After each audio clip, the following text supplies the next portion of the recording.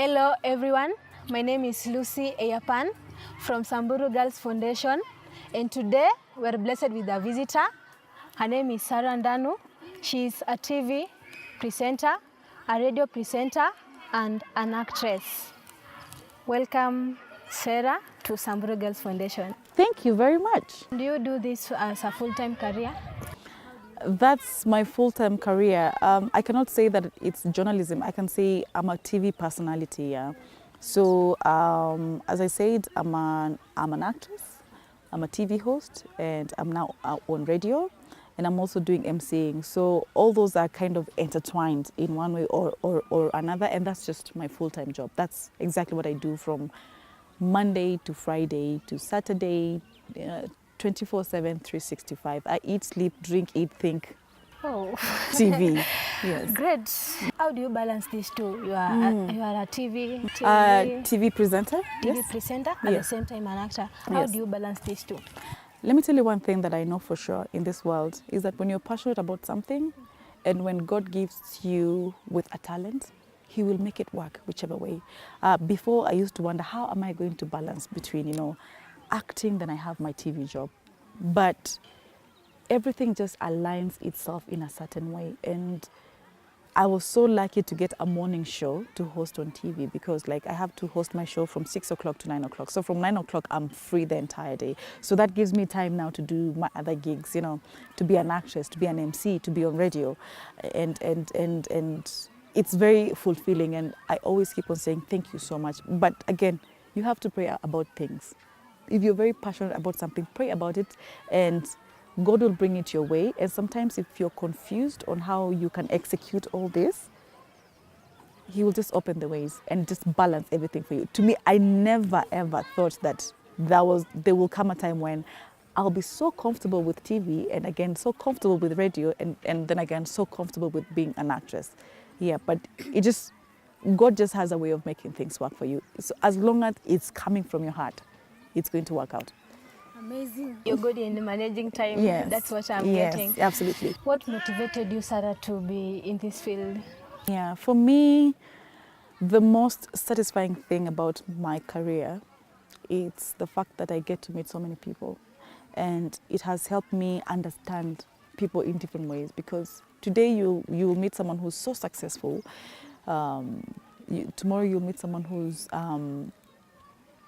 is struggling with life and they're lost, and maybe you're the only person who can drive sense into them, And just by the fact that I've been able to meet different kinds of people from different spheres of life, it helps me understand life by itself. And by that, even the impact that I'm having, even sharing my platform, to create awareness on different things, and especially to the girl child, that is the most fulfilling thing. If I discuss a subject on my show and I just see one or two people call the TV station or the radio and say, Serah, thank you so much for that topic because it has helped me in one way or another, or because I feel like I was lost, but now I have closure, that is the most fulfilling thing ever. Leave alone the money, leave alone the fame, but just by the fact that there's someone whose life has been changed from what I'm doing, that's enough for me.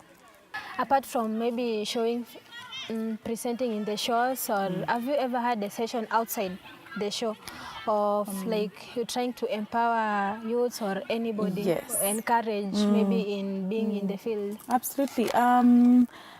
Every single time when I get a chance to talk to young girls, and I'm sorry, I'm not trying to leave the boy child away, but it's because, I'm a woman and I think I do understand what women go through and the challenges. I'm not a man. I wouldn't understand what boys are going through and the challenges that they face.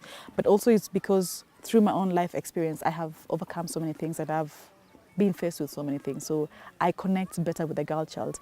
And every single time when I get a chance to go and talk to young girls, especially young girls, I always do that with a big smile in my heart.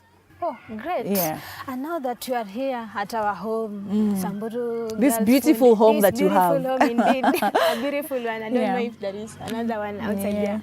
How did you find to know about Samburu Girls Foundation? Well, through your mom, if I may call her your mom, Dr. Josephine Kulea. Yes, your mom, yes. And, you know, she came to my show. And I remember when I was told that I'm going to be interviewing her, I did a research on her just to find out what she's done before. And I was reading about her, and she has this huge profile, you know. And I was looking forward to see, okay, so who is this person? Because I was expecting a very old woman, who, you know, who's doing big woman, doing big things, you know, she will come, you know. And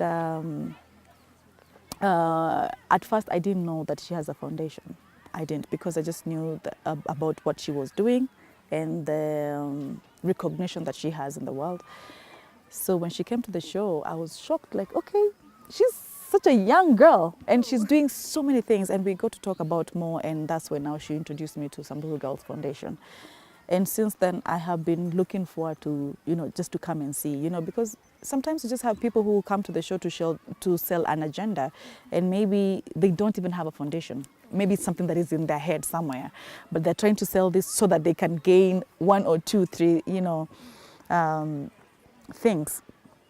So when I spoke to her and I got to see the pictures and the videos from here, and I got interested just to know more about Samburu Girls Foundation, and I guess that's why I think since February I've been trying to say that I'm coming to Samburu Girls Foundation, and I've never had a chance. But I'm so happy to be here today and just to see everything that she spoke about in person, in reality. Yes. What is this which inspired you to come here today?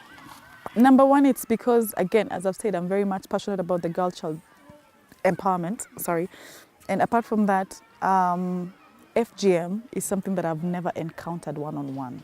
So I wanted to hear the stories, you know, and because most of the time you get to read about it, you get to see documentaries on FGM, you get to watch, you know, news clips on TV, but I think at the back of my head, I just didn't know it was a reality. I just thought it was something fiction, you know. People just come up with something just, you know, to sell an agenda.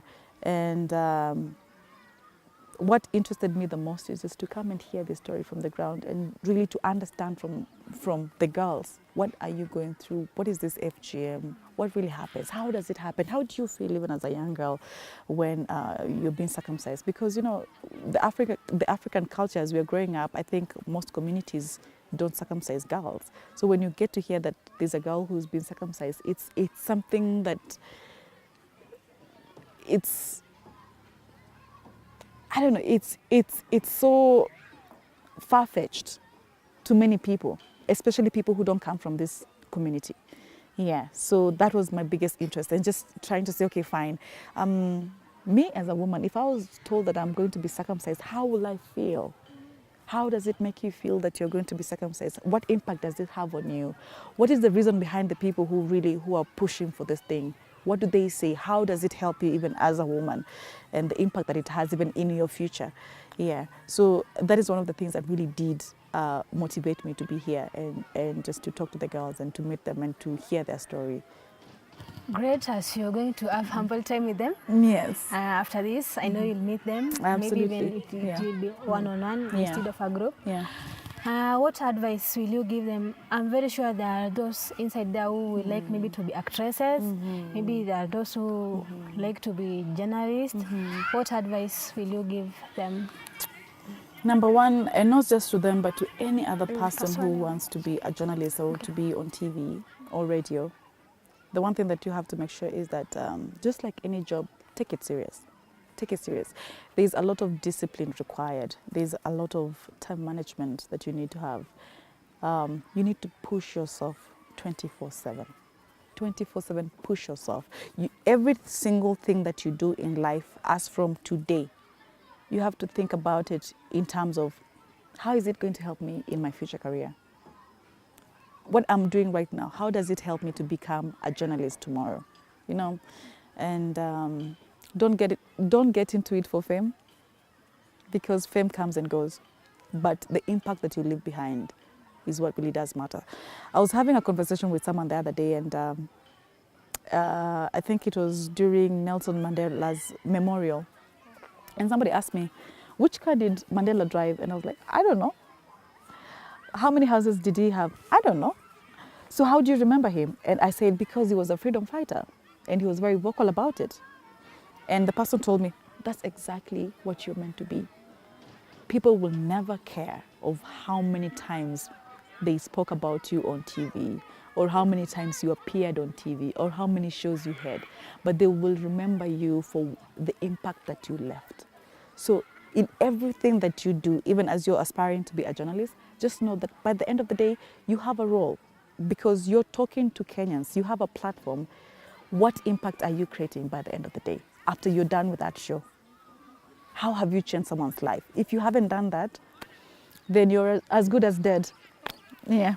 Great. I appreciate being with you. Yes. It has been a good time. Thank you so much. Very much. It was a pleasure to meet you, Serah. Very nice to meet you. And you're such a great interviewer, by the way. Thank you. So, and I hope this is what you want to do in future. Yeah. I really hope this is what you want to do in the future because you have such a bright career ahead of you. Yeah. Thank you, Serah, for coming. We appreciate for your time. You are highly welcome anytime you want. Feel at home. Thank you. And thanks to you for watching. I've been your host, Lucy Eiyapan. Goodbye.